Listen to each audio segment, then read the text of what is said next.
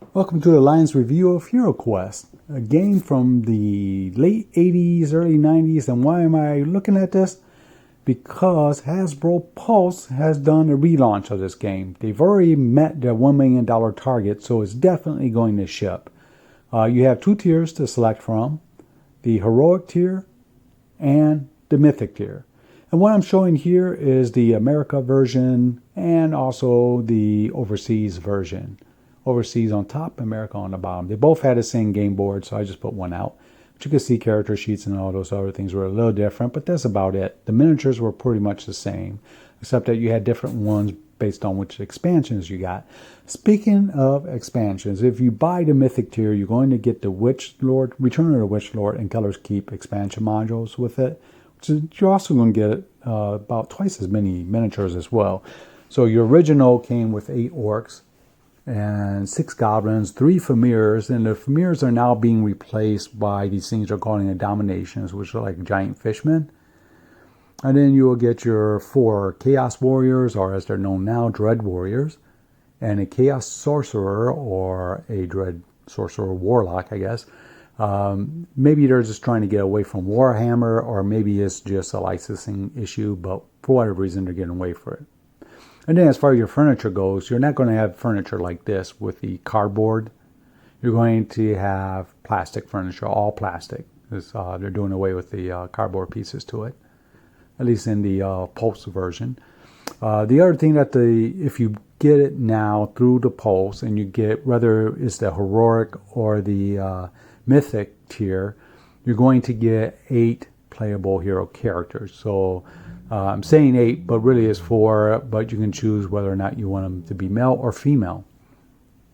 So it looks like what they're going to do is they're going to make the elf female for the basic game set, but through this Pulse one, they're going to give you both male and female versions.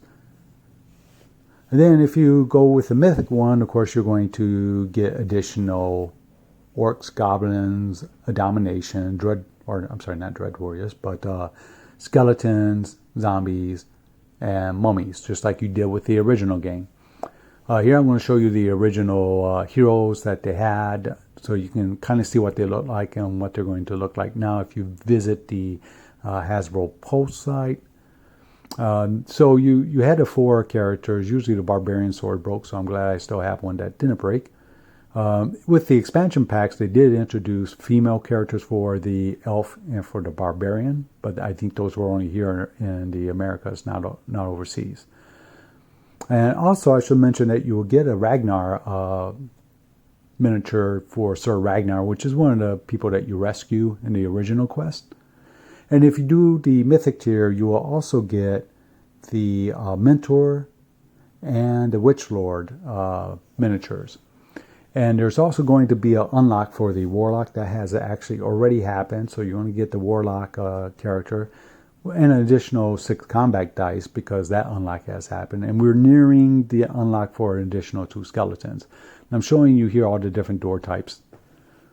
So here are all the miniatures you can get. I got a ton of them because I had all these expansions. And you can see they did introduce ogres both here and overseas. And another thing they had were the Wizards of Molkar. You're going to see those guys later on, along with my the Barbarian Quest and the Elf Quest miniatures that you can get. And, to me, I think it's worth buying the Mythic one for $50 more because you're going to get all the extra miniatures. You're going to get the extra dice, the extra unlocks that happen. So to me, it's a better deal. I mean, for $50, you might as well say $25 for each of the expansion packs, and then whatever extras you get as a bonus, depending on how much money they raise up. It's my Men at Arms army. Those were both here and overseas as well. So there you have it. There's all the miniatures. Here are all my doors, my dice, and everything else. My cards, the tiles that you get with the game that you lay out on the board if you're playing the role of the Game Master. Start with the basic 14 quests from the quest book. And then you carry on once you're beyond that to 10, 10, 5, 7 quests, 10 quests, 10 quests, and of course the 13 stage quests.